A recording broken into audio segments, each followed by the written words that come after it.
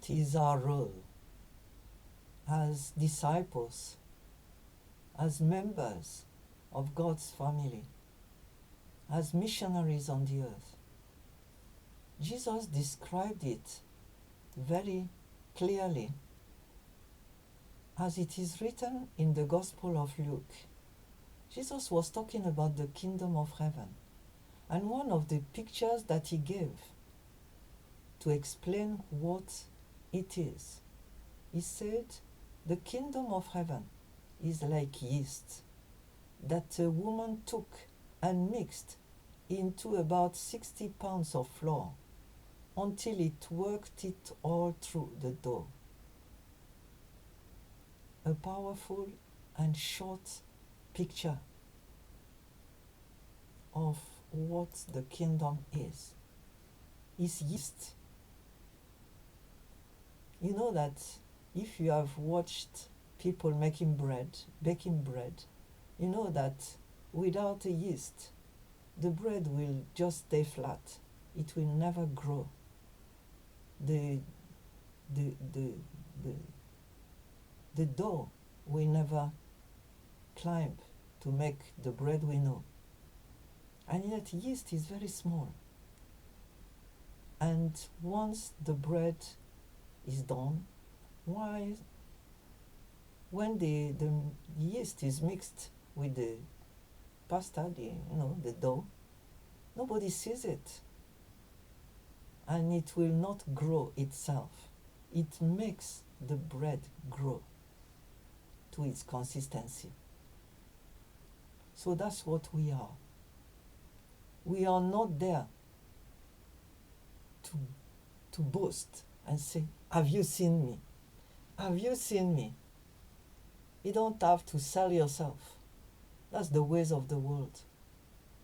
When I came to the UK and I was looking for a job, absolutely any type of job, I was told that I have to learn how to sell myself, boasting of every bit that I'd experienced. And although it was quite refreshing and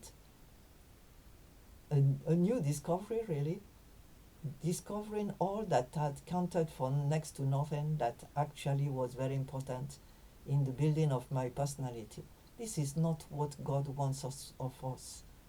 He knows us already inside out, and he values us. So he doesn't expect us to say, have you seen me, God? Have you seen me? I'm tall, I'm strong, I'm building muscles, I have all these qualifications and titles. All this God knows, and it's not what he's expecting us to list for him. What he wants us to be is to mix with others. So the first thing we learn is that we are small. And the kingdom building is a big work. Far bigger than us. Far bigger than individual efforts. And the world is so huge and we are so small. Compare yourself to the vast array of stars in the skies, the number of galaxies that people have not even finished discovering. We are very tiny. That's what the philosopher Blaise Pascal was saying in 17th century. Know that you are tiny. Don't think you are all that, because none of us is.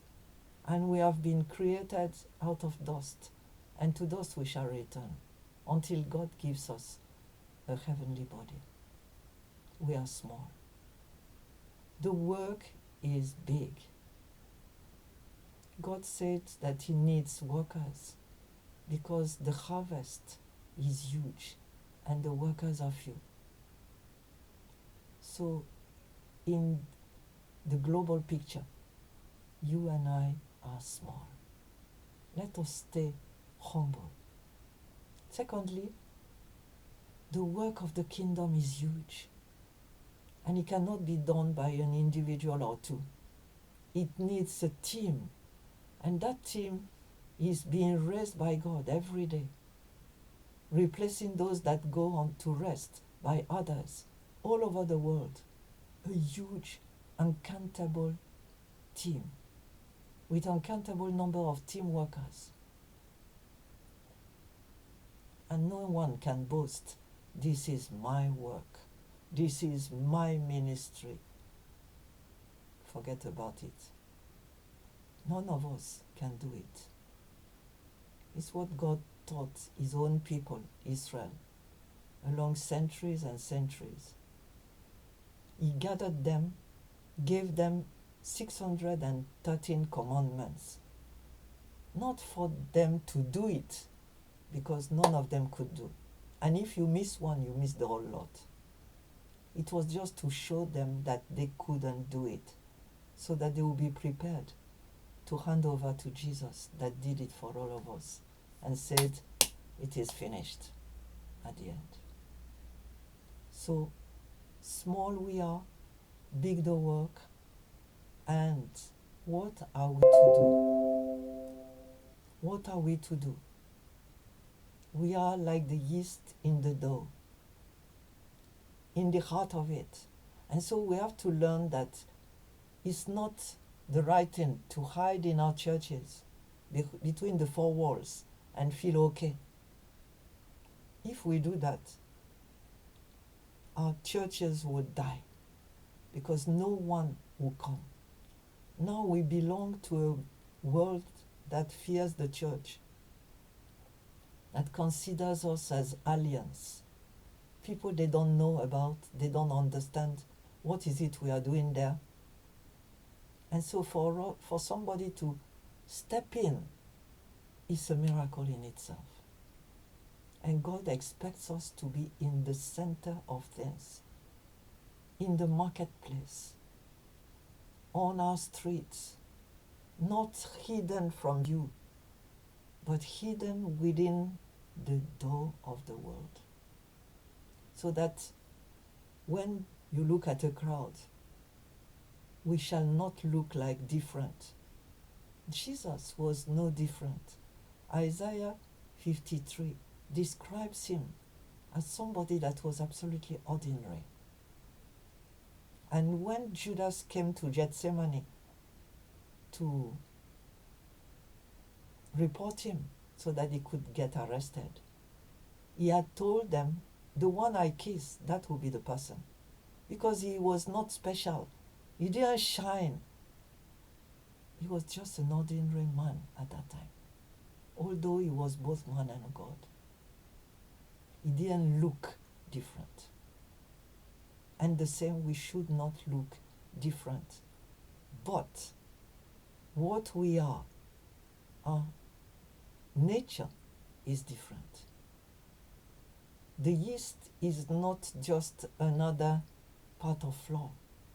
It has a power inside that makes it to change the nature of the bread and makes it edible and pleasurable to eat. Our power is God's power in us is hidden.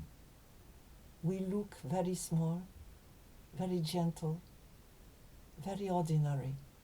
But when you mix us with the consistency of the place God has injected us into, there is a change.